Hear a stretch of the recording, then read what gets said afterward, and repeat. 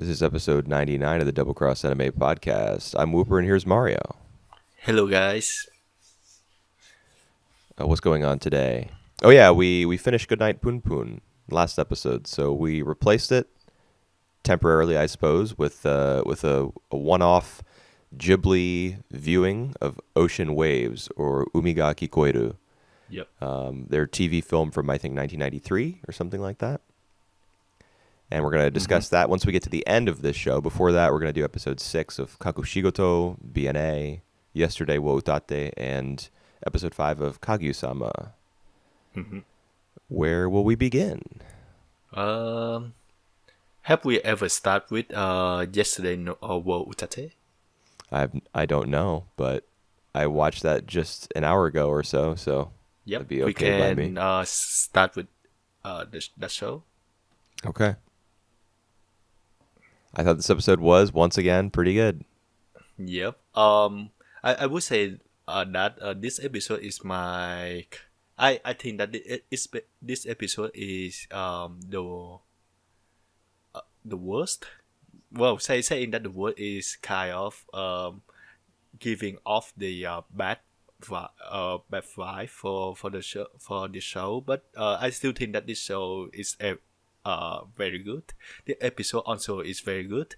It's just this one is like the most one off out of like all these 6 episodes. I mean, the new wasn't character episode 5 Chika, pretty I don't similar? think- Because it focused on... Yeah, that's right. But I prefer that the characters from episode 5 than this one. I think he more fleshed out than Chika. I can't even remember a week ago, so I don't know if I would agree with that or not. But I like Chico well enough. Or I'm actually gonna call her Yuzuhara, I think, because we Right, already have a Chica. All right, Huzuhara. Yeah, we already have a Chica in another show. Yep.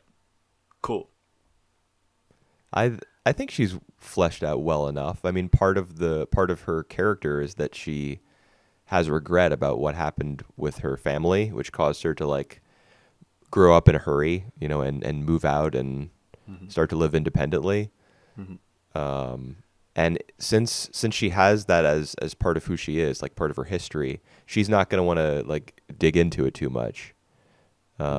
There's not really a way for us to access that unless we start getting flashbacks from her perspective, and that kind of takes us away from the more significant characters like the main cast, who Yep. also factor pretty heavily into this episode. Yep. Well, Except for the Ro. only thing that I say that because I start off the episode not liking her so much because the way that she just like force herself into the story. That she basically forced Rico to like to have her staying there for a month. By the end of the episode though, I actually think that she the most characters that fit to Haruo than the two main girls. Then to Rikuo. Sorry, say that again. To Rikuo. Yep. You said she's the best fit with Haruo. I don't know who that is. Oh, sorry. So, see the best fit with Rico than the other 2 girls. Yeah. I mean, it did kind of feel that way, and that's why I think the episode was successful, because at the end, she leaves the note, and returns the key, and explains that she loves the piano. She has one thing that she loves, and he should find something that he loves as well. Do his best, hang in there. And he reads the note, and he calls her selfish. And I think the reason for that is that she's trying to be considerate after Shinako comes by. She doesn't want to be in the way. Yep. So she gets out of there. But Rikuo himself has started to kind of, fall for her again a little bit. So he thinks that she's only thinking of herself. She's not thinking about him. When in reality, that's what she was doing. Yep. She was trying to clear the way for him to, get this romance going with this other girl who came by to visit. The other two girls. Oh yeah, the other two. That's true. Yeah, when that happened, when it was the three of them. Actually, this episode was very funny. I thought Yeah. there were a lot of comedic moments, a lot of bewildered facial expressions. But that moment in particular, when she answers the door and it's Haru and Shinako on the other side, I was like, "Are you serious? Yep. Come on, And dude! that's Like uh, you got three women who are all we got a love square going on with only one dude and three girls." well, I think I know that that gonna happen. The moment that he fully shake. I enjoy that moment though because like the way that Yuzuhara just like casually said that she a freeloader. That's like saying the other two girls really off. Yeah. Their eyes were dude. There were there were Yeah, yeah, so many moments where characters' eyes were just like bugged out. The moment when Shinako is drinking with her teacher friends, yep, and they they they all freak out because she says that she's never been with anyone. yep. Uh, I actually think that this episode is like the most the episode where they have the most facial expression than like any others Yeah, episodes. yeah, I think that's probably true. I mean, And there's a lot of for good character comedic, animation in this show, but yeah, that's right. Yep. this one was definitely, yeah, like you said, the most comedic. There was Uh, one shot in this episode where Yuzuhara is sitting at the kotatsu in Riko's apartment, and she's shifting her weight between both elbows as she like grabs her carton of cigarettes and then her lighter and then holds it up to her mouth and lights it up and takes a puff. It's like 10 seconds of nonstop, really subtle movements and like shifts in weight between yep. the two sides of her body. When I saw that, I was like, it took one guy probably like a week to draw all this. Yep. And I can say that yesterday World Utate is excellent in that, in portraying like the characters' movements. It's just so good. It say a lot about characters Yeah, as well. yeah, that's true. I noticed it like most thoroughly, I think, this week Hmm. compared to other weeks. I mean, I'm aware of how polished it is, I suppose, but I think like the roughness of the line work Hmm. and sometimes like the unfocused effect, or I'm not sure what to call it, but sometimes the backgrounds are Hmm. kind of a little hazy. I don't know. I feel like there's a purposeful like maybe the reason they do it, maybe the reason that everything looks a little patchy and a little hazy sometimes in terms of like the overall composition is because they want to give the story like a nostalgic feeling. Hmm. Maybe for people like manga readers who are seeing it now in the present day, or maybe because it's just about like someone's early 20s, and Hmm. for older viewers that would be like they would look back on that time when they were kind of aimless, directionless. Actually, maybe that's why it's a little sketchy, is Yep. because Rikuo is Hmm. he's like at that point in his life, he doesn't know exactly who he is, where he is, or what he wants to be. Yep. But anyway, I got off topic. Yeah, the like you said, the Um, character animation's good. and yeah, and I really appreciate the relationship, the chemistry between Jujuhara and Riku as well. Like they acknowledge that they were ex, and but it's like it's just refreshing. Like the romance is not really the focus. You can see that like Rico might have a feeling back for Yuzuhara and maybe vice versa, but like they never cross that line. Yeah, though they almost do. Yeah, well, I mean, I actually did really like that scene when there's a reason not to like it, which is that they used the Rikuo gets sick and someone takes care of him plot for the second time. oh Um, yes, Yes, yes. because Huh. Shinako brought him dinner Huh. in episode 3 before she got sick. Yep, yep, yep, yep. But in Well, in the this one is more about Rikuo getting sick, I guess. yep. And the part of the scene that I really liked was that he comes home, he collapses, Yep. and her response to that is like, I don't mind. That's Yeah. that's not something that you see in anime very much. Is that kind of like sexual Well, yep. openness? I guess it's a good I. way of like establishing that her character is less inhibited, and that Mhm, that there is some history between them, mhm. without you know going into indecent territory, I suppose, or whatever you want to call it. It Well, hints a little bit at like what's between them or what was between them. yep. I didn't really like that scene. Because like the moment she said that, I was like, oh my god, like this girl who like fallen into the main guy again. So happily that it didn't happen that way. Like Rico didn't have any like ulterior motive. He just sick.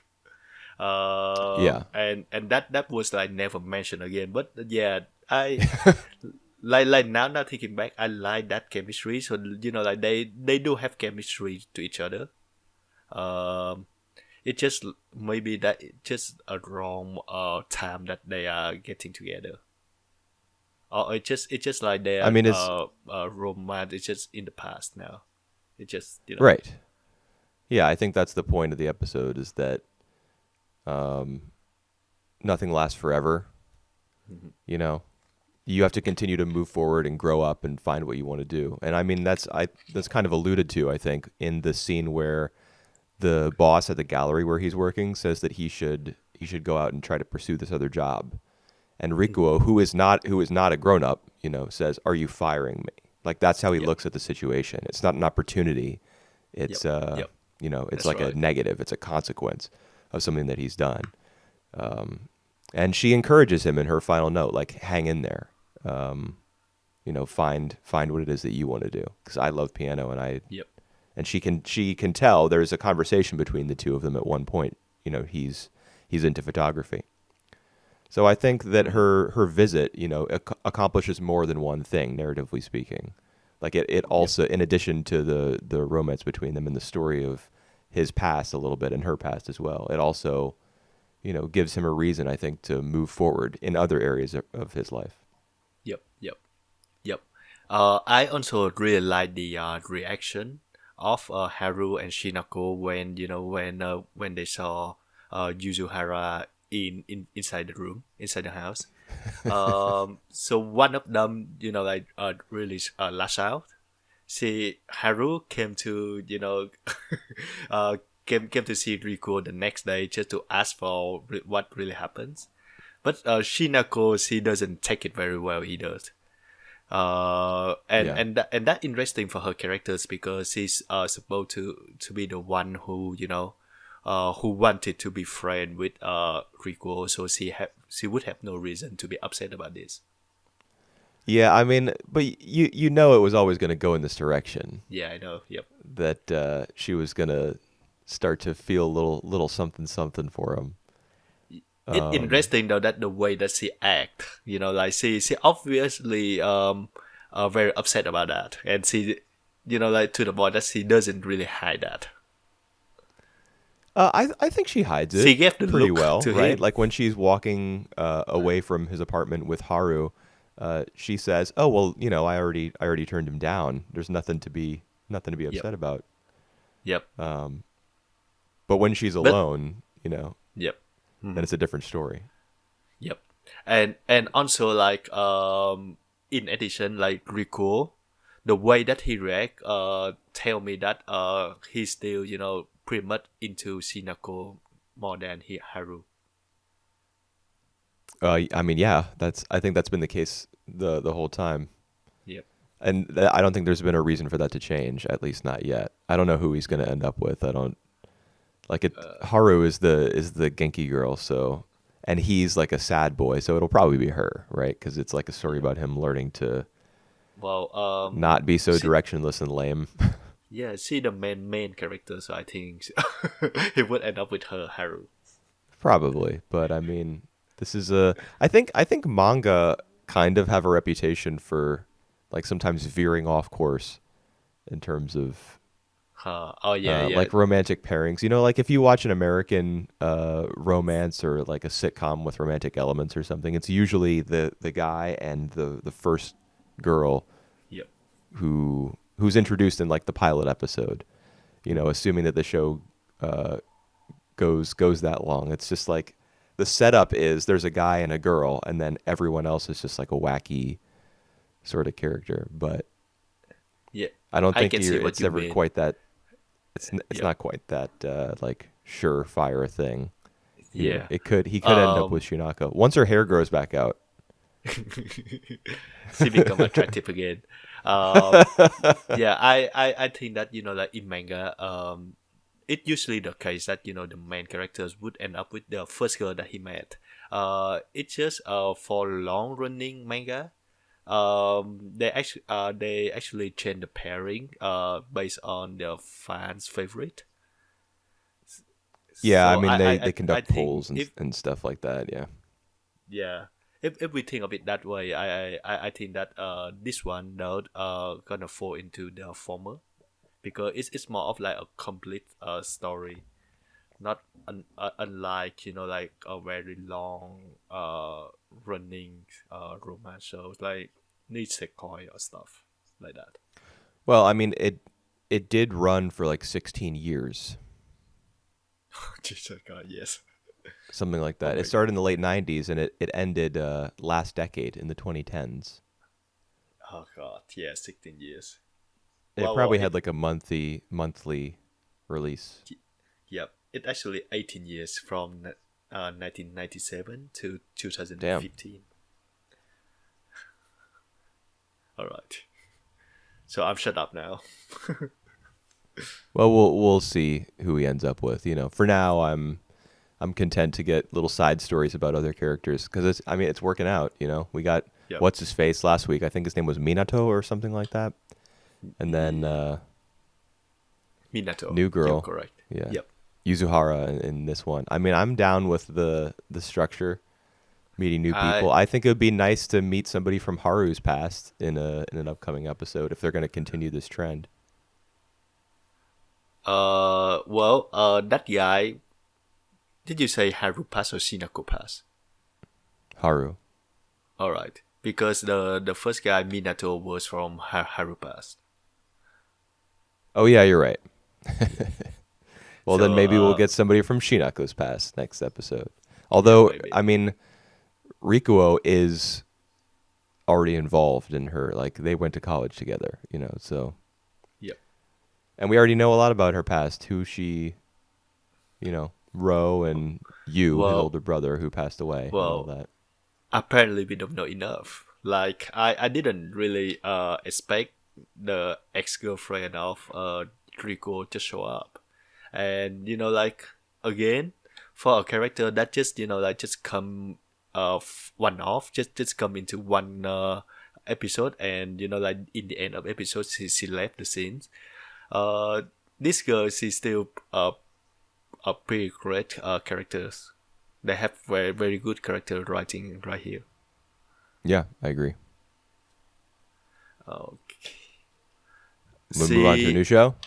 yep. Or I just hope like she's one of the mains now. She more interesting than Haru and Shinako in some aspect. Yeah, well that's true, but I don't think that means that she's going to be one of the main characters now. I think that just means that there are some, like you said, there's some good character writing here. And when you introduce a character that does seem pretty real and significant despite their limited time on the page or the screen, Mm-hmm. then when they leave, that's just Leave an there's impact. yeah, it leaves an impact. There's a sense of like disappointment, but also like lingering interest, and Mm-hmm. it gives a sense of believability to the world where the show is happening. Like these people like this exist, and they're going to be filtering in and out of the story, just like they would in real life. Yep. but it's Yep. better than real life because it's animation. All right. Yeah, let's move on to the next shows. Okay. Your choice. Well, we spent a lot of time on that one, so let's do one we can spend only a little bit of time on. All right. BNA, All right. BNA. episode 6. I say that I like this episode more than episode 4, 5. Okay. I think I agree. I watched this one really late last night before waking up early to watch more stuff. And, It make you fall to sleep. well, I mean, it did, but I was already tired. Right. I could appreciate that at the very least, we got the return, I guess, of Nazuna's character. And at least there is like a reason for us to be interested in that, Yep. because she's friends with Michiru and we already knew a little bit about their past and about the circumstances that led to Nazuna's her kidnapping and all of that. So there was a reason for us to care because there were blanks to be filled in, and the show did kind of fill them in. Yep. But at the same time, like the entire second half of the episode, I think, was conversation, Yep. and Um, that was kind of the thing that put me to sleep a little bit. Right. I can see why. I can see that like by putting the conflict between Najima and Nazuna and Michiru, it make Nazuna a more complex characters, and I can say that I don't really following Michiru as like our protagonist. She a bit too simple for to care about, to care for. She's a trigger protagonist. Yeah, that's true. That's true. She just wants justice and stuff. Yeah, she just act before she thinks, and yep. So this is kind of criticize that train of thought, that attitude of her. So I kind of like that idea. It's a bit mean spirit though from Nazuna point of view, but or I'm alright. Well, so now you're talking about like the actual substance of their conversation, and that's where I get kind of lost because, like, it's clear that they have a difference of opinion regarding how they should live, or what their goals should be in Anima City, and it's specifically about Ginro, right? The white wolf spirit that she's pretending to be. Yep. So their conversation, it's kind of like religious disagreement. It's like religious and political disagreement that they have essentially. But like, if that's the case, why not have them come to like a two different solutions to a problem? Like, why not have there be like a story for the week that requires a little bit of involvement or action, and then like Nazuna finds herself on one side of the problem, and Michiru finds herself on the other, and then they part ways because of it. Like, instead, it was just talking, and it was a little. I mean, I was sleepy, but I also started to get a little like disinvested or whatever the word is. Yep. I started to like lose my place in the story because it didn't seem as though their opposite viewpoints were like, I don't know, had their ground in anything. They just disagreed. But maybe like if you have a clearer memory of what exactly they were speaking about, or a better question, I guess, is what is Nazuna going to continue to show up going forward? I don't even remember like the note on which the episode ended. Yeah. Well, I think the code, the silver wolf code, gonna be like important into like the second half of the story. So I think she will be there. Nazuna, I'm not sure is she supposed to be like a antagonist, or she just kind of a character, and then who fall out with Michiru, and then later they become friends again through all the hardship and mishap. But I think she will be important again. Like we still haven't learned about why they are turning into beastmen in the first place. So we will get into more of that. Yeah. Why are they turned into beastmen? Uh, I have the theory back in the first episode. Remember? I don't. What was it? No, it's just so stupid. I thought I said that because maybe they met with a beastman, so they become a beastman. Oh, they mate with the beastman. Yes. Of course. They Yep. just don't happen. They just don't remember it. Like, Yep. Yeah, I do think that they behind some kind of scheme from maybe from the beastman who try to experience uh if the human who turn to beastman can can have other special abilities because they both have like special abilities. maybe it's like Shinsekai Yori, where the humans have turned like a lower class of human into beasts in order to I like more doubt that. effectively suppress them and discriminate against them. Yeah, that is a good idea, but I doubt that like this trigger show gonna be that depth. Yeah, I mean it is very political, and it's about the seedy underbelly of Anima City with baseball gambling. That's right. Oh well, the bear from last episode reappear. Yeah, that was where the episode started to lose me a little bit right there. They bring that character back just to have him tied up and like, oh my god, this cult is or these people are so evil. Put him on fire. Yeah, burn him at the stake specifically that to introduce like religious symbolism or iconography into the episode, and then the Yep. the cult shows up, of course, like completing the circle there. Yeah, So so it Nazuna is like a religious figure, kind of. yep. So it tip into like the background, the costume of the anime CD. So I like that. I like that idea, but it's still very thinly written for my taste. Like everything, Yeah, I think the it is, and plot, I the yeah I world building. yeah. The, Whenever the show tries to go into some aspect of life in Anima City, it's like the way that they get into it, the way that they kickstart the episode to begin exploring it or discussing it is always very thin. Like for example, this guy from the baseball team showing up and like for some reason, I don't even remember what the reason was, he he gets f- he failed tied to up and pay for the monthly something about the mobile because Michiru have to go there to sell something well, she has to because pay her cell phone bill. She meets up with yeah. the scientist woman or What whatever. did she go selling? I don't know. Yeah, so that the stuff that that's the bear.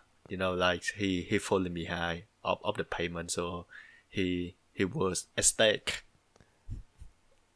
Yeah, they tie him up at the stake and burn him to death, or they attempt to burn him to death because Yep, he isn't paying yep, his yep. phone bill or Not I'm not sure not that.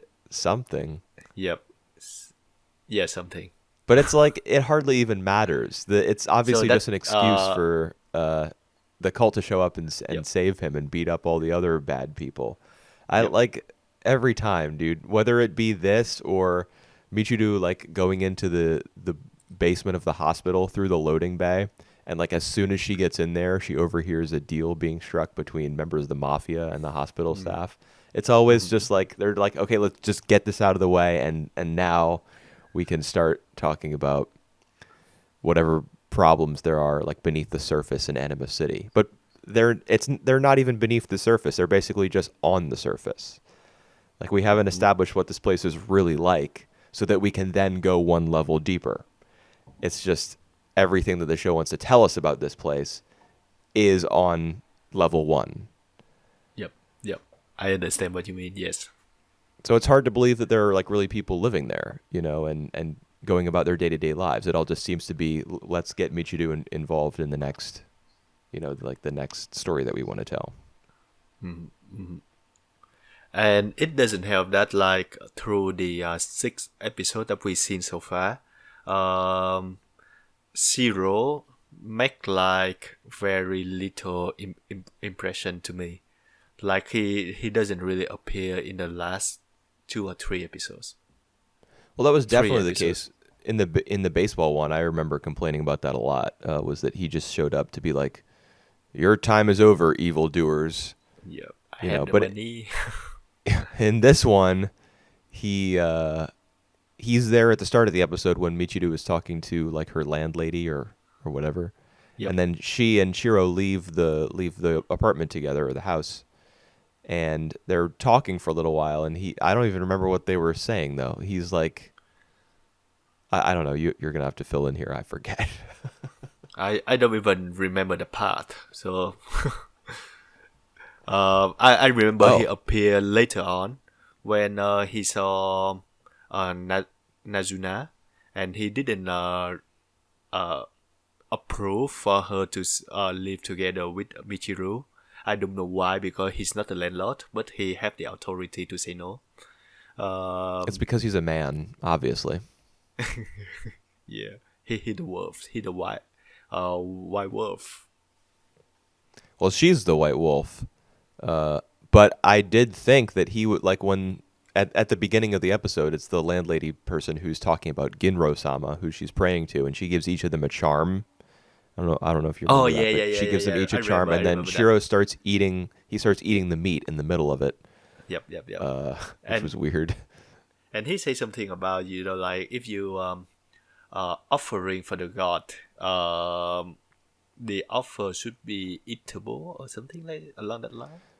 Oh, I think what he says is there's no god there's no god out there who wouldn't. Damn it, I can't remember. I watched it just yesterday and I've already forgotten. He's That's essentially all good. denying that any god exists who like wouldn't provide food for people or something like that. So he's taking the offering for himself. Like I don't know. I Yep. mean, I don't even know anything about his character, so I can't like work backwards and figure out the kind of thing he would have said because he's just like a giant enigma. All right. He's just like a sulky, brooding detective guy who shows up whenever there's a crime happening or something. Yeah, I agree with that, but there is no doubt to my mind that this character Zero has something to do with the silver wolf, Chinro. Yeah, I mean that's what I made the same connection, but then it ended up being Nazuna, and I was like, is Shiro even relevant anymore? Because Well, Nazuna is pretending to be the White Wolf, even though Ginro died like centuries ago or something. yeah, well, so Nazuna now pretend to be one, and I think that's why Shiro knows that. He's maybe just like the descendant of the silver wolf. So Ah, I so think he's the he know true more than his lesson. Yep. he's the true Ginro, and she's an impersonator. She's an imposter. Yeah, She was that's turned what I into a think. beast man in order to give her those powers, to turn into Yeah. Ginro, so that the mafia or the church of Anima City could control the masses by Uh-huh. staging appearances for a prophet. You know, All Ginro is right. essentially like a prophet or an That angel. sound like a valid plan from them. Yes. Yeah, we did it. All right. We figured it out. We cracked the code. Yes, we did. We solved the case. All right. I have one question for you. Like, do you really want to watch more of this after the 6 episodes? No. Because the second half have already been out, so thank God for that. Yeah, that's true. The second half is out, and it's probably all subbed at this point by the Anima Yeah. City subs or Anima subs or whatever group it was Mhm. that was doing it. Because essentially, they're you know they're taking their sweet time. I Probably just have think they jobs and lost stuff. interest in in in the show themselves. I think it's more that they know that somebody else has already done it, so they're like, well, we'll just take it easy. Well, I don't plan on watching anymore. yeah, which is the same, but I can see why. It's not like this is very well written story, and the characters are not that well written either. So like it have a lot of g- gap. It have a lot of inconsistencies. That the word that I was looking for. Yeah, it's kind of like a good illustration for how difficult it is to connect to the characters here is that if you take Yuzuruha from Yesterday wa Utate, who we were just talking about, a character who's Mm-hmm. made one appearance this Mm-hmm. season, and you stack Mm-hmm. her up against any character from BNA or even all of them put together, like it's clear which one, or for me, it's clear which one I would rather like watch more of. I feel the same. I actually want to watch more of the bear teams, but apart from Why? them, definitely. Apart from them, though, I'm good. I'm just I'm just doesn't really invest with any of the characters. Well, I mean, you got your wish. The a bear guy showed up again. I So, want the whole team. I want the whole package. well, that's probably not an impossible dream. I'm sure that like the character designers thought that they're probably a hit with the whole creative staff, and the character designers really proud of that team. Maybe they'll just have them show up like randomly one of the bears like per episode. Maybe that's how every episode will go from this point until the end of the series. Is there's always like one bear who gets in trouble at the start, then Michiru shows up and the plot is kicked off. Cool. Sounds good. Sounds like a winning formula. Yep. All right. Shall we move on to the next shows? Okay. I think let's go with Kakushi Goto. Okay. This was my favorite episode so far. I agree with you. Nice. Okay, tell me It was why. good. I mean, like it was all one story, and it was all the Yep. parts of it were pretty nicely connected. So I appreciated that. And yeah, I love the way that like for Kakushi, the lack of his self confidence, uh, that lead him to take on the autograph event without even realizing. So that also lead to the second half at the what they call the Kid Zanira. So I love Yeah, that. I love how all the story connect to each other.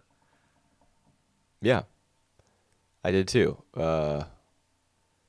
I don't know if it was his lack of confidence that led him to accept the autograph signing, though. I think that at that point in the story, like early on, it was because he and his assistants were all trying to view manga authorship as like a kind profession.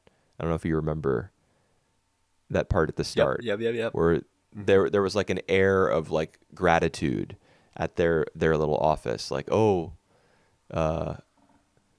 we're also happy to be like the one guy who erases stuff as his job is to erase. He's like, oh yes, I'm so happy to be erasing. And Yep. and then the one guy who draws the backgrounds, he was like, Background, I think. I'm so overjoyed to be drawing this really difficult bird's eye view of a cityscape. Um,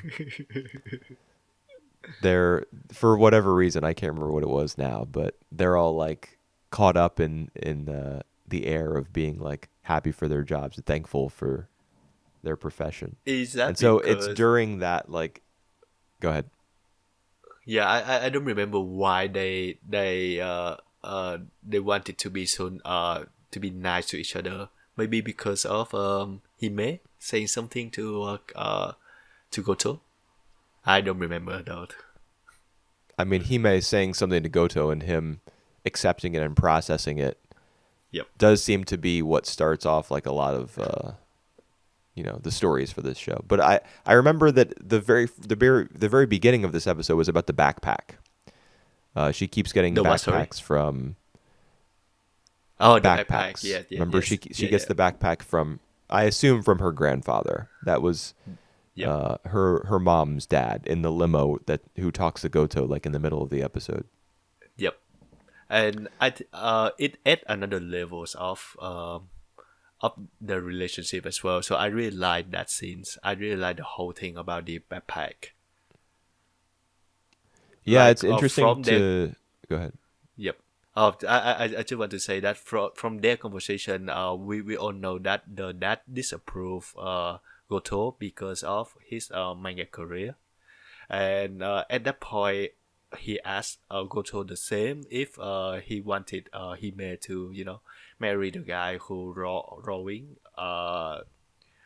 manga as a career as a husband. So it's kind of parallel, and I think it's like the very reason that Goto doesn't think of like they exchange. Hmm? The very reason that Goto and the father-in-law are estranged. Oh. Yeah, well, I'm sure that's the case because the grandfather, or just I'll say the father-in-law, has certain expectations for the kind of man that his daughter would have married, and Yep. so that's been passed on to Goto, I guess. But I would go even one step further and say that part of the reason that Goto is ashamed of what he does and can't tell his daughter is because his father-in-law is ashamed of his son-in-law. Yep. Like it's Yep. it's because he receives that social pressure from his wife's dad, that he is now like reflecting those values in his own life. And That's I'm that. sure that That part makes of the a lot of story is sense. going to be him like learning to get over that, and be honest with Hime about his career and who he is like before he dies, because she recognizes that the comic, I think at least that she recognizes that the comic that was left for her in the box that she opens at the end of this episode was by her father. Yep. Wow, that was really emotional actually. Yeah. For me, yep. I mean, it didn't get me particularly emotional, but Hime certainly had like a tearful reaction to it, Yep. because reflected on the page was the life that she She once missed. had, or yeah, that she missed. I mean, what's the deal with her mom? Like, do we know for how long her mom was involved No, in her we life? haven't know anything about her mom yet. We don't even know if she Okay. passed away or not, but I think it's like very high likely that she passed away. Yeah, I just remember like a photo of the three of them eating around a dinner table or something. I think it might actually be in the OP. Maybe it's not a That photo. Maybe it's just an image of Yep. them all eating together. So I feel like that's probably a memory, like that happened at some point. So her mom was probably involved in her life until she passed away, before the Yep. events of the series. They also taking a picture together in the zoo when he first born. So Yeah, I they think have you mentioned that last Yep. week, Yep. like from the So tiger's point of view or something, yeah, or that's the right. lion. Lions. Yep. So Yeah. so she were around, and then I don't know like at which point she she disappear, and I think eventually we will learn um about her soon. But I think the Yeah. show have been really keep that cat very close to the chest.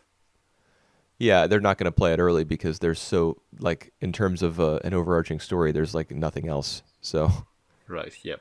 if they play it in the first That's round, true. then there's going to be 10 episodes of dead air.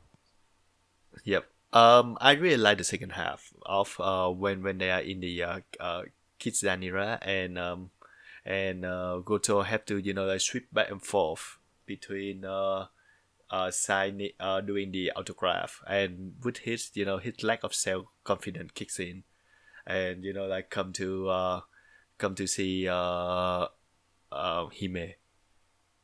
I really like the idea though, Yeah. like getting the kid into just doing all the jobs and see which one that they like. I actually really like that idea.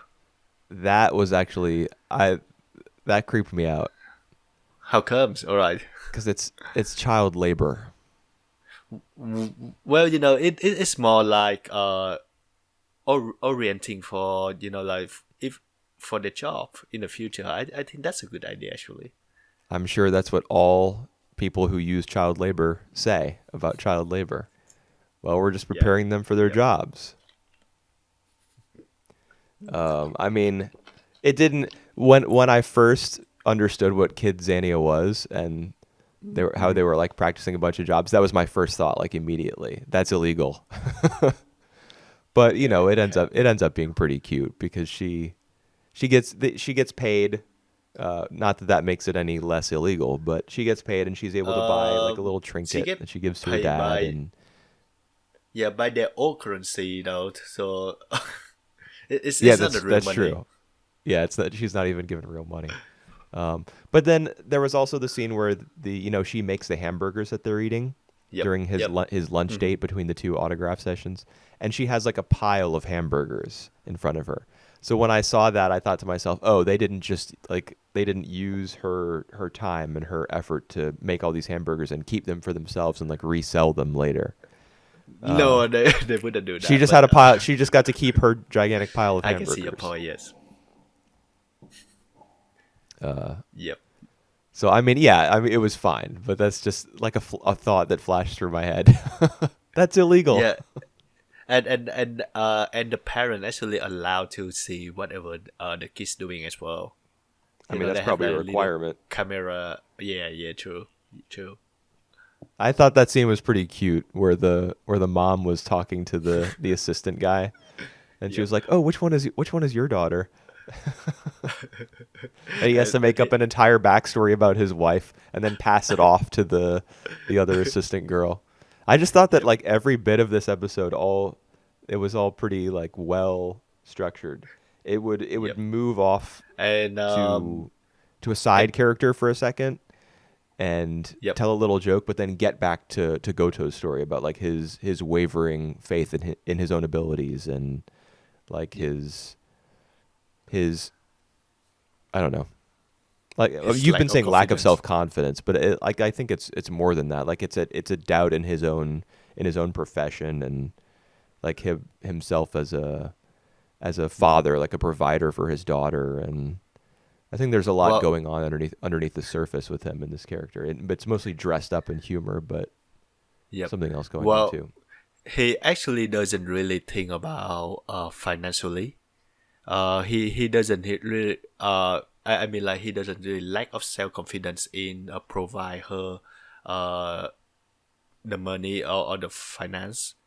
Like there's many skit about like he mentioned that his job actually more than a normal payday jobs. Yeah, So it's more about he think of drawing manga, especially like his kind of manga was low, so that yeah, he want to that's what keep I it. mean. Yeah, Like yeah, the way that he provides for her, what he does to take care of his family is like somehow unworthy. It's yeah. like crass. And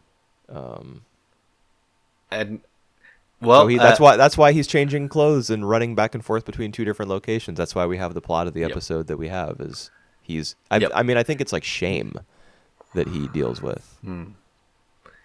And I really like the autograph events as well. Like Yeah. he just think of every single one who who stand on the line. A pet actor. Yeah, well, it doesn't help that all their responses feed into his delusion because they Yeah. keep saying that they're part timers, they're temps, they make 850 yen an hour. I really like the way. Yep. I really like the way the guy uh the editor who just like shoot him down by saying that you are not really that famous for us to pay on the actors to Yeah, we get wouldn't spend the this much on autograph. you. Yep, yep, yep. I really love that Yeah, as well. I mean, when you think about it, all of Goto's self doubt and like his neuroses, his belief that he's not good enough to attract people to want to get his autograph on his own. It's probably coming from like external sources, at least in part. His father-in-law thinks that he's like a bum. His editor thinks that he's a pain in the ass. You know, His assistants New all editor, probably so think that I he's don't like know. kind of a weirdo. Yep, Yeah, he yep, is new, but he's that's been right. around for a few episodes at this point. It's Yep. really just, it's really just his daughter who he has an uncomplicated relationship with. Mhm. With everybody else, it's like, oh no, do they really think that I'm talented? Do they really like me? Do they, you know? He Yep, can't be yep, sure. yep. Um, I also like the very last moment where where he signed an autograph to like a father and son, and they both love his manga. I thought that scene very nice and touching. Yeah, well, doubly so because he has his own child. Y- And the people who he's just signed the autographs for are like open with each other about loving manga. Like it's a family activity. mm, mm, So when he does that for them, he's helping to bring a parent and a child closer together.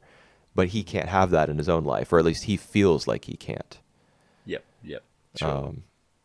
So it's as though he's having like a small breakthrough when he's doing it, but then of course he goes back to putting up that wall, Mhm. which he accidentally knocks down, and then his daughter sees him. And his daughter doesn't recognize him at all with Yeah, his I mean get up. that was actually as weird as it sounds, that was probably the moment that affected me the most in this episode was All when right. his daughter didn't recognize him because he was wearing a different outfit because she has an image of him that's not who he really is. And so Yep, even when her dad is right yep, in front of her, she mm, can't identify him. I yep. feel like that was kind That of sad. yeah, that was like their issues at its core. Yeah, I mean he's not honest with her, and so she's not able to even when he's right in front of her, she can't see him. Yep. Wow. Which is why at the end of the episode, when she sees the manga and understands that it's written by her dad, it's probably like part of why she cries because she wasn't able to be close to him as the person that he really was. Mhm. Like when he was still alive, he wasn't a manga author to her, Yep. but Well, we she still she did. realizes after he passes away, like Yep. that was reality, and she missed it. Yep. We still didn't know that he passed away in the present timeline though. Yeah, it's true. I mean, it could be just mom is gone, and Oh, yeah. that's obviously like that would still be enough to get an emotional reaction from her seeing her mom portrayed in the story there. Mm, But I feel like I'm starting to feel more and more like it's possible that both of them have passed away. yep. Well, all right. Oh yeah, yeah, you're right. Um, We don't know. yeah, because I still have the feeling that maybe that's just a fake out. They all building up for for us to think that Goto already passed away and then pull back to see like he just around Yeah, somewhere. that's very very possible. Yep. All right, to the last show, shall we? Okay. Kaguya-sama. Uh-huh. This episode And was wacky. all right, yeah, I like what you said, Waki. Yes, and I thought that they will check right into the council election. They Yeah. haven't. They still have a lot of other material to go through before that. Yeah, I mean, I'm sure that when choosing which chapters to adapt, because they're not doing all of them, that they're picking, ones that the author of the original work wants to see adapted, and the ones that the people on staff, like the creative staff, the ones they want to do, and then they're obviously taking the Hmm. fans into account, like the fan favorite chapters. Um, and there's like an ongoing saga with Chika helping Shirogane to get better at simple tasks, Yep. starting with the volleyball one last year, and then there's the continuation this time. Yep. I like that connection. I like that connection between like the event from the chapter from last season to this one, and it's kind of running the same as well. Still, I enjoy that. I think that the segment where it's the least relevant to the event right now, but I still enjoy that segment just because of the chemistry between Shirogane and Chika. I suppose you could call it chemistry. I mean, it's like pulling teeth for her. She hates it. You Yeah, can well, tell that she see, regrets it immediately when she, but volunteers to help him. yeah, but at the end of the day, she proud of him. Like a mother proud of her son for doing something really good. Yeah. I don't think she is ever going to do it again, though, or at least not if it was up to her. Because when the narrator says "to be continued," she looks up like, "Huh?" Yep. Like the little eye catch. She's obviously not happy about that. But he managed to sing. So the only thing It what I wasn't. was I don't think it was more nearly looking as funny as the volleyball one. yeah, well, yep, because it's kind of repeat the same structure as the volleyball one. Yeah, but also it's more difficult to, like, in the volleyball one, he keeps hitting himself in the back of the head. Like there's an element of physical comedy to it. In this one, it's just, like we don't really hear him singing. We just hear horrible shrieking sounds. Yeah, And that's it's what he sings. yeah. Well, it's more difficult to like tell a story visually about teaching someone to sing than it is to visually tell a story about teaching someone to like play a sport. A sport is more physical. It's more easily portrayed. Yep. Mhm. So there was a challenge, I think, in bringing the story to animation. Mhm, mhm. And as a result, it wasn't entertaining to me. Like just lots of sound wave looking things with distorted backgrounds and Chica being like, "No." But whatever, it was fine. Yep. There was How also about a Rose of. Did you hear the Rose of Versailles theme song playing? no? I don't really. Wow. Yeah, when Chica is remembering the volleyball episode, Yep. like she's thinking back on it. I mean, it's not exactly the Rose of Versailles theme song, but it is a very close remake. It's an obvious reference. Like the idea is that it was so dramatic, her teaching volleyball to Shirogane, that they use like the theme from one of the most dramatic anime ever. If you go back and listen to them both and compare them, you'll definitely hear it. All right. I will do that after the podcast. Oh God. How do you think of the first two skits?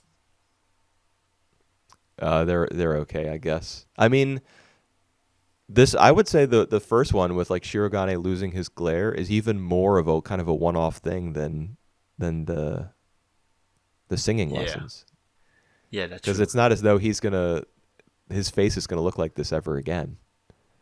Yeah. He just temporarily lost his glare because he's not the student council president right now, so he has less on his plate. Yep. But of course, that makes Kaguya less interested in him because she's like weird and twisted. Yeah. Well, I like the twist. I like the way that that everyone actually falling for Miyuki, for Shirogane because of his eyes, but Kayuga just absolutely hated it. Like it is like one of the main attraction from Shirogane to her, and now he lost it. Yep. Well, at least temporarily. I can't remember if he got it back by the end of the episode, but I mean, certainly he'll Uh, have it back once he gets reelected and he's under the gun again all the time. Yeah, like in the end of one of the skit, like he have to he become a sleep deprived again, so his eye just fall back to normal. So yes, Oh, I don't even remember that. Okay. yeah, I do. One detail that I Uh, did love in this chapter was yep. in Shirogane's imagination, Kaguya was like complimenting him and falling even more deeply in love with him because his face was fixed. And when she does that, she says that he has eyes that shine like Canis Major, which I assume is a constellation. So even in Shirogane's mind, like Kaguya is praising him using astrological terminology, and we learned just recently Huh. that that's what, like he really loves astronomy. So I Huh. thought that was a nice And detail. she didn't really like it to begin with, and now she knowledge about Yeah, it. yeah, but he's just so into astronomy that he thinks, oh, well, of course, that if a girl's gonna be in love with me, she would compare my eyes to the stars. Wow. Right. So that was a small detail that I liked because it was it was a minor reference back to something we've already seen this season. hmm Um, the second skit is the one where we see on our all of our main characters.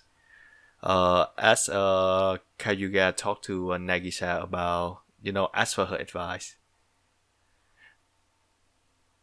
Um, Yeah, I do like Nagisa reaction to all that. Um, I like the contribution of Chika uh Ishigami. and yep, that's right. In this, They're but all right. yeah, they're I just alright. But I think this is like my least favorite out hello. skit out of the old trees. I mean, I'm just distracted by the fact that all the side characters in Kaguya-sama have no pupils. Is it? Kashiwagi, all the people at the start of the episode who are like walking through the hallways, the surprisingly barren hallways of this Yep. massive campus, Uh-huh. and are like, "Hey, you want to go to karaoke?" Like they don't have any pupils. Their eyes Yeah, are they're just just side a characters. solid color Yeah. with like a little decoration at the bottom. It's weird. It weirds me out. All right. Can see that. Yep. I was constantly distracted during the first part. And honestly, I think Chica's eyes might be no, they're not. She has pupils. Um, it like what's the deal? Did the guy who wrote the Oh. manga only bother to draw pupils for the main characters? Like Oh. I don't know why it Do was such a big deal to me. Yep.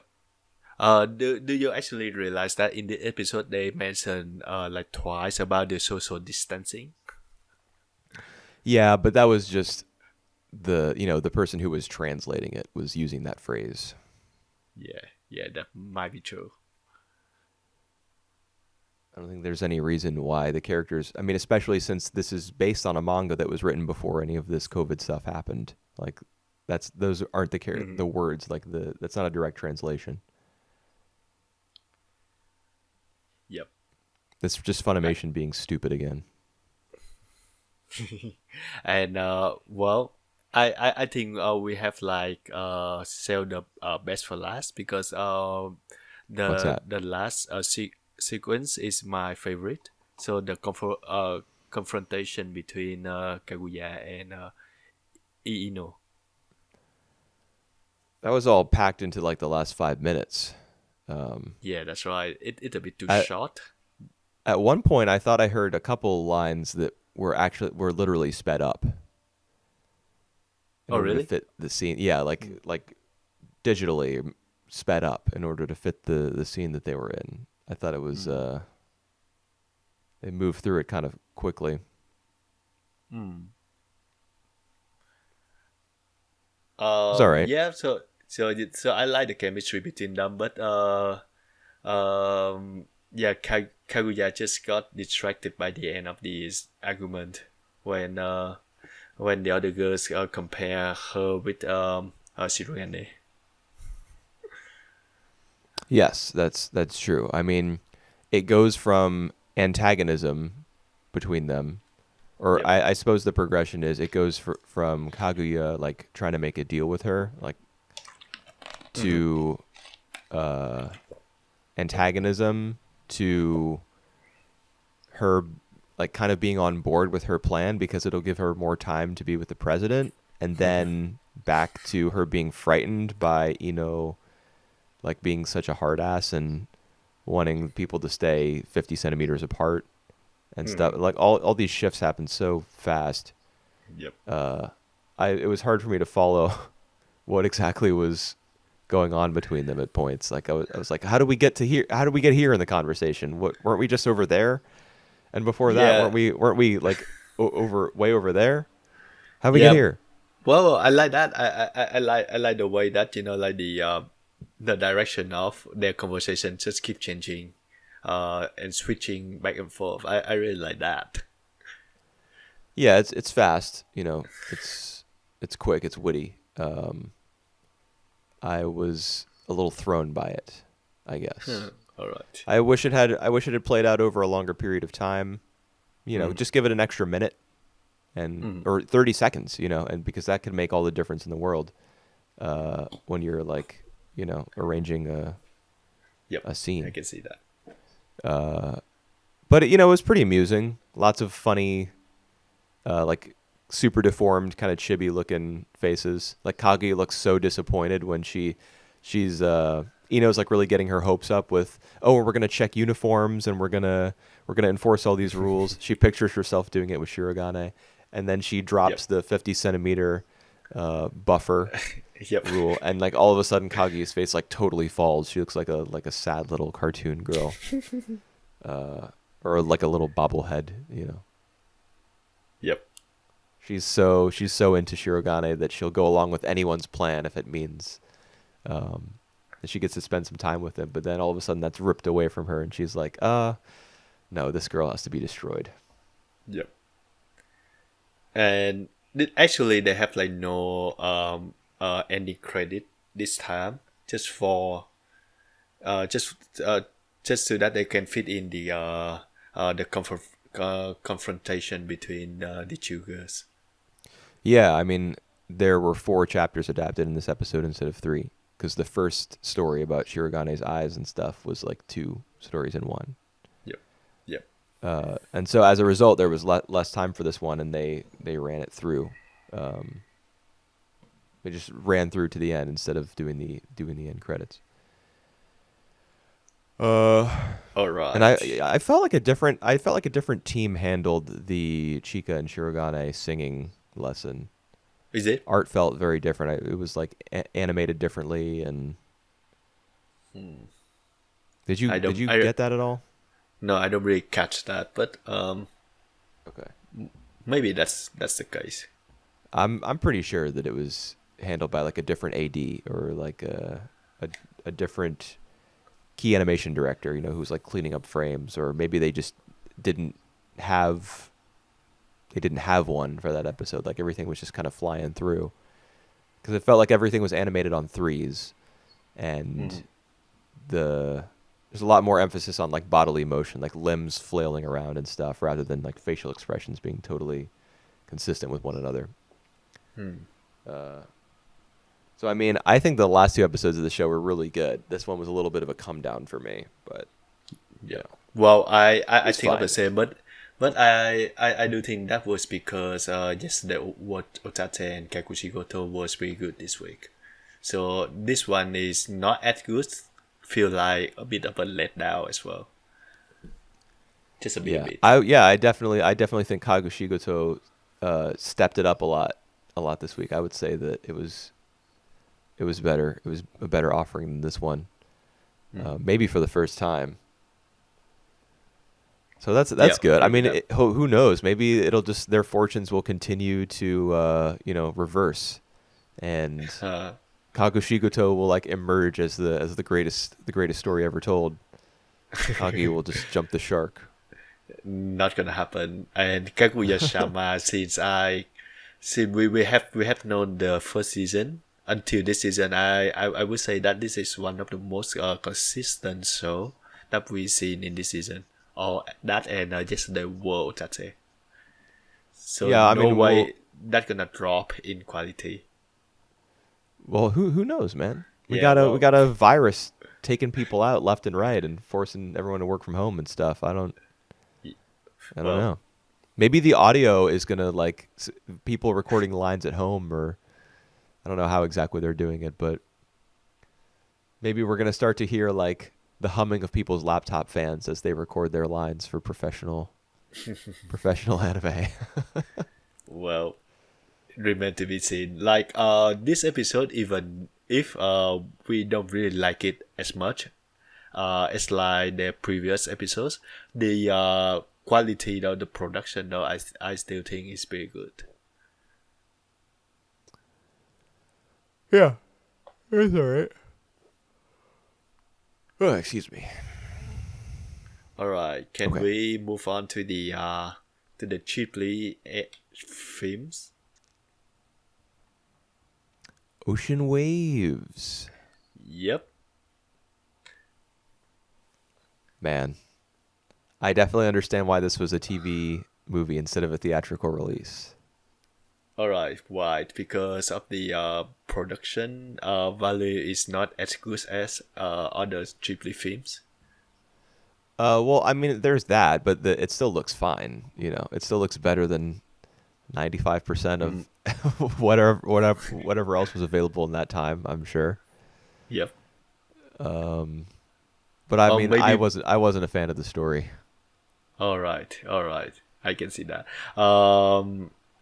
Maybe because it's set in high school about a love story, like a triangle love I mean, I'm down between for. Well, was it though?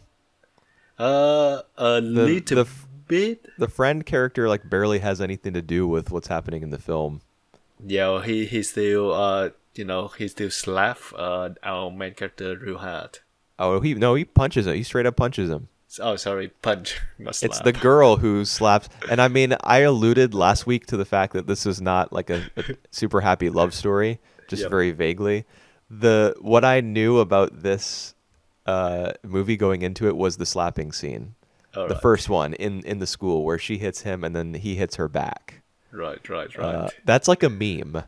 That's like an anime Oh, meme. really? Oh, wow. Yes. Like People I have been posting that for like years and years online, and I always knew where it came from, but I've never seen it in context right. until Be- now.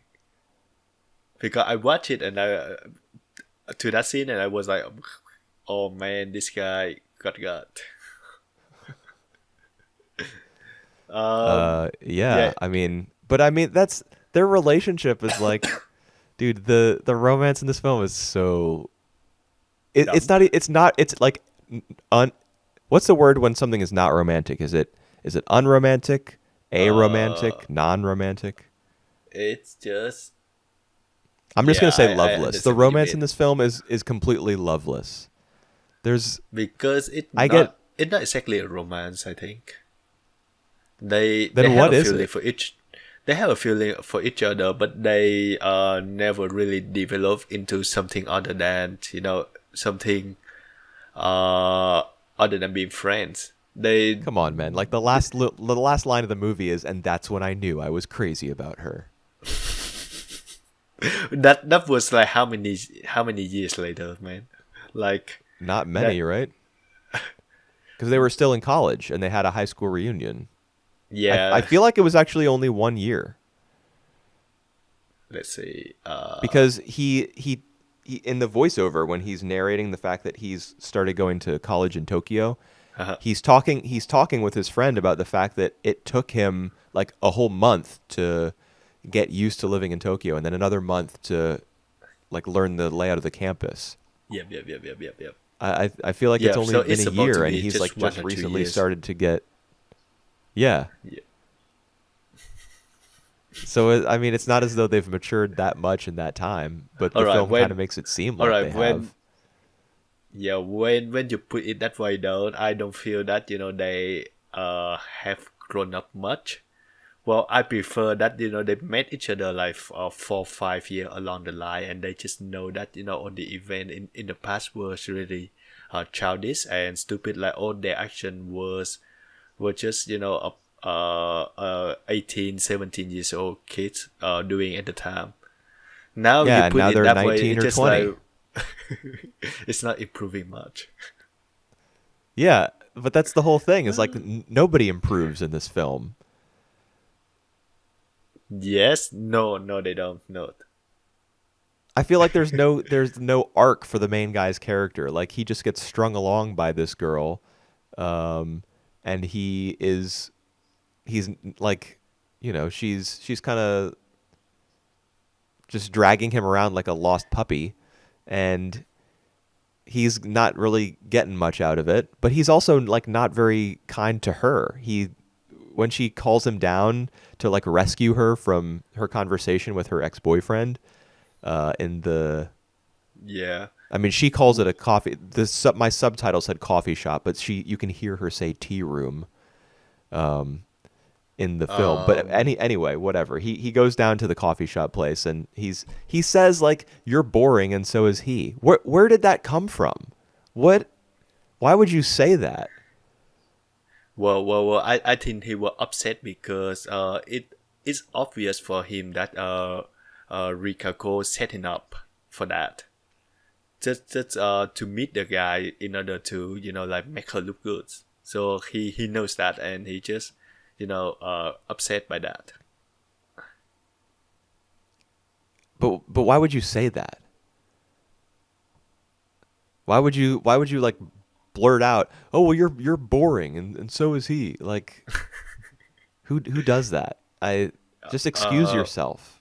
yeah, Just say, I'm not like he gets invited to the movie by the ex-boyfriend guy. He's like, "I don't think we'll be able to make it." If that's how he really felt about Rikako, like even at that time he was into her, why wouldn't he say, because he had been introduced as her new boyfriend, why wouldn't he say, "I don't think we're going to be able to make it"? Why would he say, "You're boring and so is he"? Like I find every character in this film to be unlikable, except for the fat guy who all gets drunk right. at the end. He's a bro.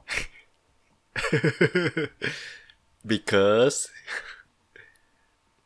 I don't know, because he likes a girl. Like and that's he all confessed he's love. about.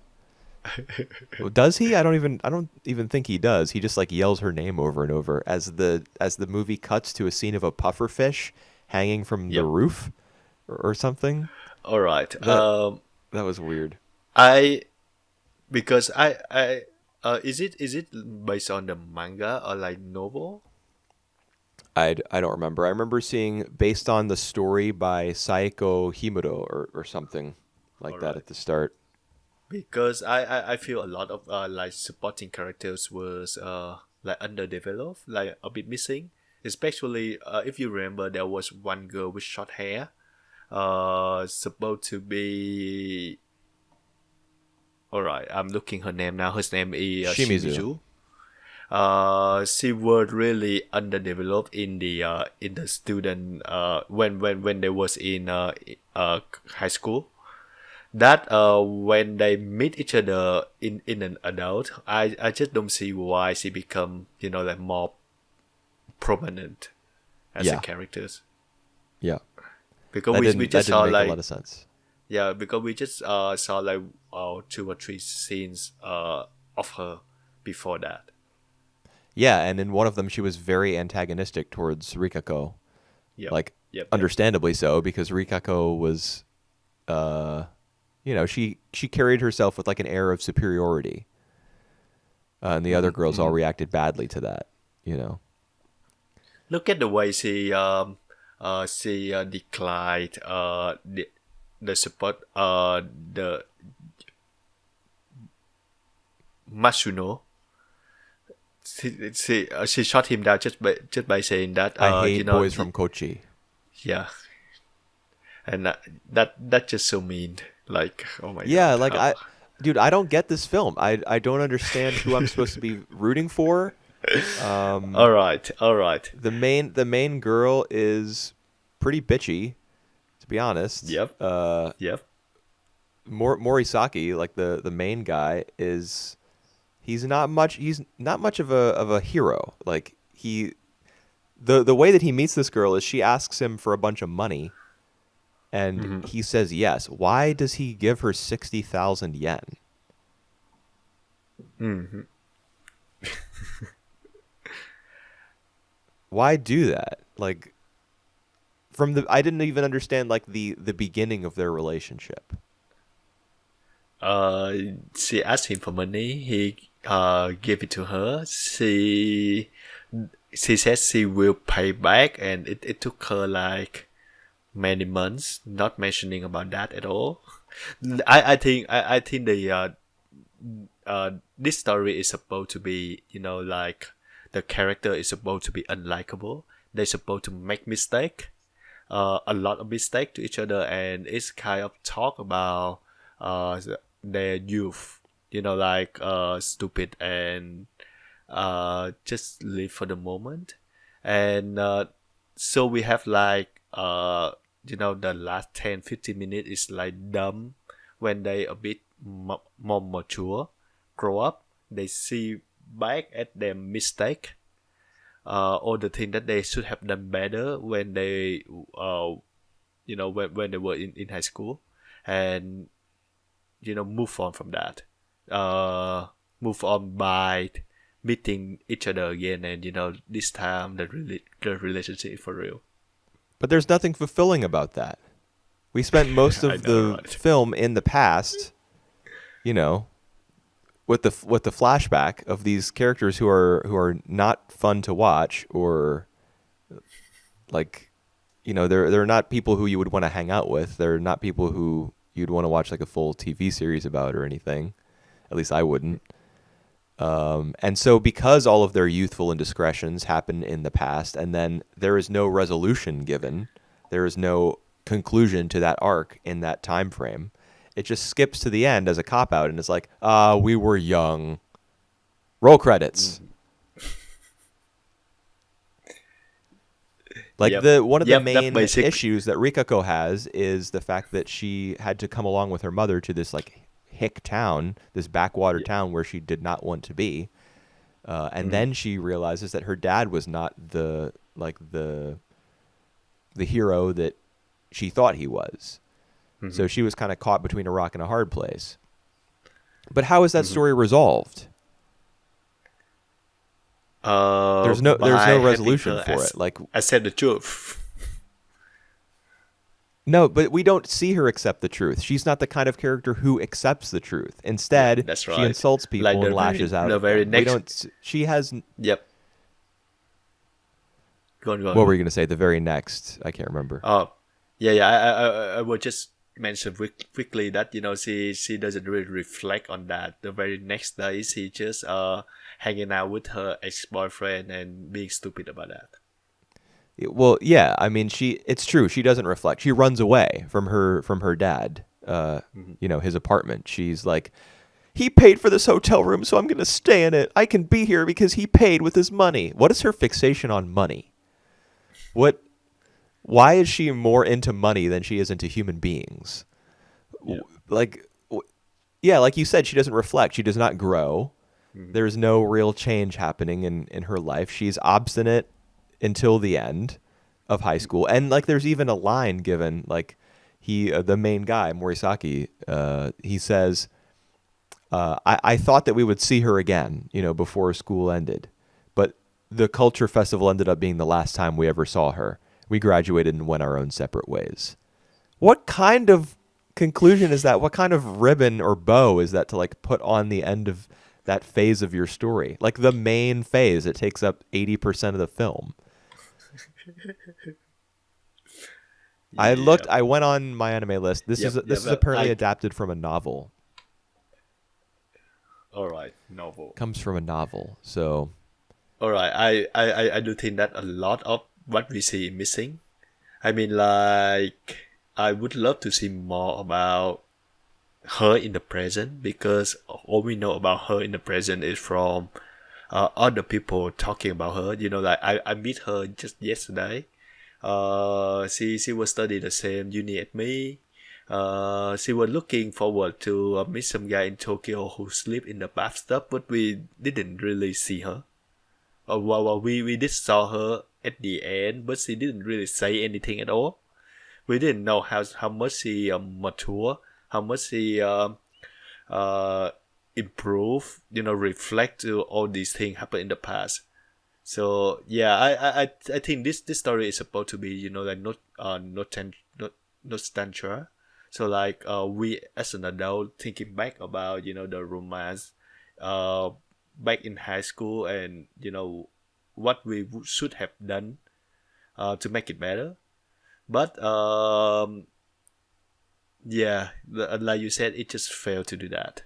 But here's a question: what like there is no nostalgic. I mean, I suppose there is a nostalgic tone in the movie Mm. because it does cut to them in college like a couple years later, Mhm. and they're all reminiscing and getting drunk and being like, oh yeah, I used to really love this girl. She was, oh yeah, she turned out to be a real hottie, huh? Ooh, glug glug glug glug booze. I love beer, but like at what point in the actual story, which is their time in high school, at what point could something have been done better? Like it's not even as though one of the characters made like a big mistake at one point where things could have turned out differently had they said the right thing. The Uh, whole movie is like a domino effect of like bitchiness and self-absorption, and all the dominoes just keep mm. hit like you know what? Domino effect is the wrong thing to say because it's not as though one character does something bad and then a chain reaction occurs. It's a million different instances of people being selfish and rude. All right. I think it's more about the attitude than like any particular actions that cause their, like they're broken off uh relationship. What do you mean their attitude? Like what's about their attitude? All right. So Rikako attitude is like bitchy, and like she think of her living in the village is a kind of a loss for her already. So I would say that like in the future, because she choose to study in University of Kochi, I think. So she's the only one who remains there. No, Uh, she goes to Tokyo. all right. Is it not? She goes to Tokyo. She's in Tokyo, and that's where he sees her at the end of the All film right. because he's going to college in Tokyo as well. One of the characters I says at the reunion, "I thought she Yep. had just gone to college in Kochi because we lost track with her, so I thought she just like stayed in her hometown while we all went off to do different things in different places." But it turned out that she had gone to Tokyo. That's where she meets up with the girl who wait, I'm actually not sure where she meets up and says the guy with who slept in bathtubs. I don't know where that happened. But yeah, she goes to college in Tokyo. All right. That's another thing. She leaves for Tokyo having learned nothing about the time that she spent in this small town. Like she hated it the whole time and then she left. Like all the characters were saying throughout the film, why did her mom take her to this small town when she was just going to end up going back to Tokyo anyway? Which she did. And then like she learned In order to nothing. meet a The guy. the characters didn't learn from their mistakes. They just happened, and then the characters accepted them after getting a little drunk. Yep. Not And all right, not a and fan. this it to the fact that I think she didn't learn anything because she didn't even like bother coming back to the reunion at all, because she wasn't a friend of any of them when she was study there. So that's kind Yeah. of makes sense. Yep. All right. I mean, All I right. will I say that an attempt was made near the end of the episode to like kind of connect all of it in a nostalgic Yep. way with the shot of Kochi Castle Oh that was yeah. Yep. illuminated at night. Like I think the parallel being created there was there's like a little voiceover, a little line of narration where the main guy says, "When I was a kid, like or when I used to I don't know, when I lived in Kochi, like in the past, I didn't think there was a point to lighting up the castle. There was no point to like illuminating something so plain. But now he understands that like it looks beautiful, you know. And I think the idea is that his past experiences, in the moment they were kind of ordinary and they were like even kind of ugly. But now that he has the benefit of like 1 or 2 more years of life experience, oh, well, now they're just, it's like a new light is being cast on them, just like the castle. Yep. They're, they were precious experiences. They ought to be treasured. But as soon as my brain made that connection, I was like, man, fuck this. This is so bogus. I there's Yep. nothing Well, I about what we were all right. shown. Like I if we had been given more time, like if things had ended on a different note uh in the past, and right. it could have been different. All right, all right. Do you think it would have been better if they are in their 30s instead of just like 1 or 2 years after their graduation?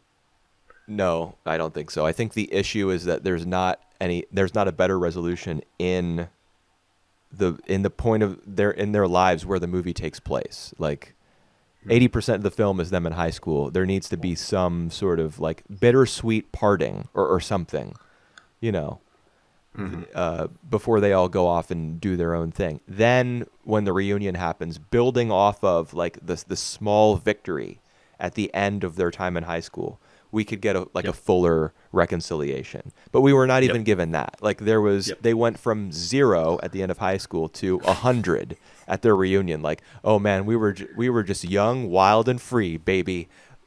Time to And kick back, drink some booze, and and reminisce yeah, about a time in our lives that was not as good as we and think it was.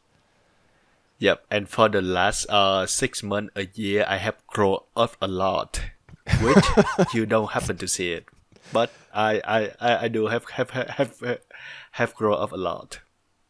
And now I can see the child of me 1 or 2 years ago was just very childish and doesn't make any sense. Yeah, I mean, I would be interested in knowing exactly how if I gave the movie like a closer rewatch, or maybe if it's not even necessarily in the movie, but if it's in the novel or some plot synopsis online, maybe it says, maybe somewhere we could learn like how long exactly it was. But the movie did not like. It's not as though they were about to graduate college. Like it hadn't been 4 years. It was a shorter time than that, Yep. and I mean, not enough time for like it to become hazy in their memories. I don't know, man. Like, Yep. Well, I think I enjoy this movies more than you. I don't take very much issues with the story. Uh, like you said, but I can see your point, and I can see that like it was not really that well developed. Um, yeah. I mean, that's you can let's see if if they you just watch the say movie, you get that feeling. Like that. yep Are we missing something? a lot. Yeah. I just actually booted up the movie and I had it running in the background for like a couple seconds and I found the scene where what's her name? Yumi, Uh-huh. the girl that the fat guy has a crush on. Yep, yep. She says there's someone in Tokyo that she wants to see.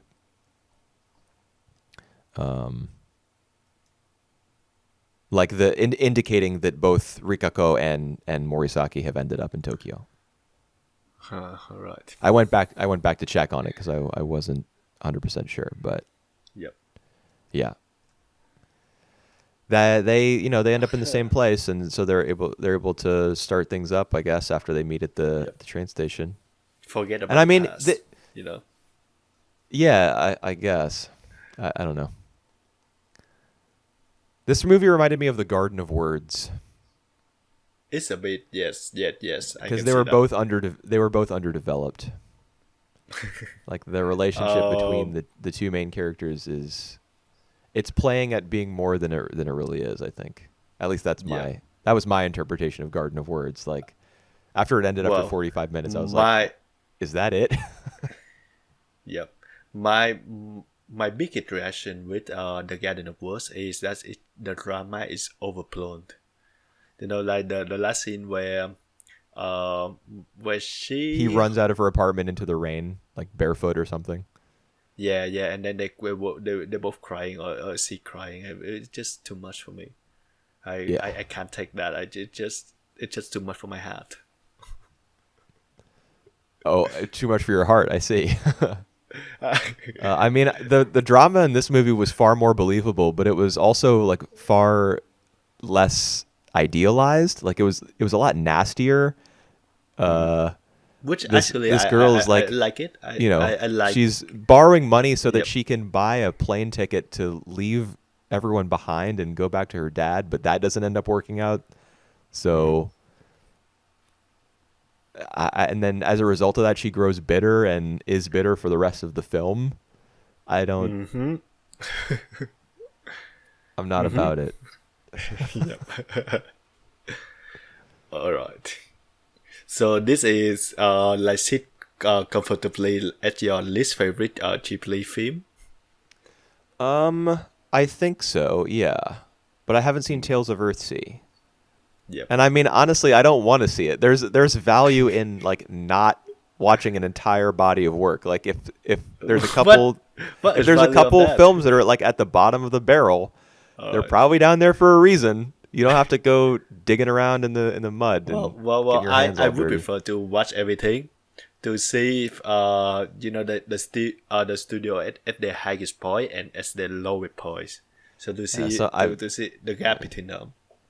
sometimes you gotta just allow popular opinion to influence you a little bit, and just the ones that are widely regarded as the best, they may very well be the best, and the ones that are not, well, you may not want to watch those because other people probably didn't enjoy Well, them.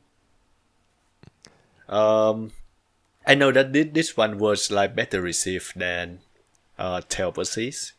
It's just like the least watched film out of like the whole Ghibli canon. Well, it wasn't in theaters, and I mean, I Yeah, wonder if that it was was in originally theater. supposed Just to be, and then Miyazaki and Takahata get a screening of this, and they're like, "We're not putting this in theaters. Nobody's gonna feel good after they watch this. It's not a Ghibli type film." I don't think so. No. All right. Who is the director? The director is supposed to be a young guy at the time. It's Uh, Tomomi Mochizuki. He's actually the same guy who Mochizuki. directed Battery, which is one of the worst TV anime of the last like 10 years. Which one? Battery. It was a Noitamina All right. baseball anime that Yep. starts Yep. really Yep. promisingly, but then just ends up like pooping its pants halfway through. All right. I watched the first 3 or 4 episodes, and I thought it was great to the point. Yeah, don't watch the rest. It's really bad. Like it goes into this bullying subplot. It actually kind of makes sense that the guy who directed Ocean Waves went on to direct Battery, because it just gets caught up in a whole bunch of like negative feelings and never escapes and never like finishes the story. There's like a bullying subplot that completely takes over the entire story, and there's no resolution to like any of the characters' relationships or their time in on the baseball team. It just, my And, God. and and they just have like 11 episodes, right? He Because they directed are, Pupa. which one? Have you heard of Pupa? The Oh, is it? like the incest Yep. short anime Yep. where like the girl eats the guy. He directed that. Oh my dude, All this right, is I all guess starting to you're make sense to me right now. All right, What we can the see fuck? why. Oh wait, he actually directed House of Five Leaves as well. Nah. He's a series That's interesting. direction. Oh wow. Director. Huh. Interesting. Yeah. I'm just okay. So I've just it must be finished scrolling through. all right. It must be because of the source materials, I think. So if the source material was good, Oh, what you mean he that can be good. that House of Five Leaves ended up good? I mean, I thought that House of Five Leaves had a really unremarkable and like disappointing conclusion. It does. It's a So bit unsatisfied because I think it just like finished halfway. yeah, I don't. But the Not a the, fan of this guy. I guess. Yeah, But but the act and the direction was really good what in Ocean Waves? in House of Five Leaf. Oh yeah, I agree. I mean, how's this thing was pretty well put together as well. Like it was naturalistic. You know, the framing. The main characters were Is that Ocean Wave you're talking they about? were often like yeah in Ocean Waves. Like the main characters were the people having the conversation that was being tracked by the story. They were not always like it wasn't just like them in the center of the frame, shot reverse shot. They were sometimes placed in the background, you know, with people walking in front of them. They were obscured by what Mm. was going on. I think it was going for like a naturalistic tone. Yep. I'm not really a fan though when they use the like the very short panels. It's like Oh you're yes, looking I know what you're at talking like the about with the manga white panels. background. Yeah. Yeah, I think that's supposed to be a flashback or something like a memories. But I'm not really a fan of that. Yeah, I do think it's distracting. Mm. But it happened like infrequently enough that I didn't really Yep. mind too much. Mm. But yeah, it is. It's not the most elegant way of jumping back and forth between two time periods. You can Mm. you can do it differently. But then again, All maybe this guy right. doesn't know how. Yep. Apparently, it's based from the novels, and apparently there is like the second I didn't novel catch which any of that. is What? released. Sorry, apparently Oh, it's based on the there were two novel, novels. and yes, and there apparently there was like a sequel, the novel that was published in 1995. Okay. Well, I don't think I'm either going to read either of them ever. Uh, but there you go. If you really love this film, Yep. go out, get the. They're probably not translated in English though. Not sure. But this movie was, and so we watched it, and that happened. Can check it off. Ye- Check it off the old Ghibli list. Yep. I still have Tale of Ursis and I think Ponyo left on Okay. my list. I'm gonna finish them soon. Just Earthsea for me, and I don't. I would rather just read the Alright. books. Like Alright. Next week we're gonna figure out the another show for classic show and one more show to replace BNA. I was thinking that we would hold off on doing the classic one because we have to watch so many episodes of the show that's replacing BNA Gotcha. Yep. for I'm good 1 with week that. at least. Because I think I know what show we've agreed on, and I'm going to have to Alright. watch a bunch of episodes of it. Yep. No worries. We're gonna decide which show that we're gonna do that in the future. In a few Yeah, days. you'll find out next week. All right, let's do that. And next week gonna be our 100th That's podcast. true. We're That's going to celebrate it by picking up a new series and I don't know, discussing it. That's what we do here. yep. All right. See you guys next week. Peace.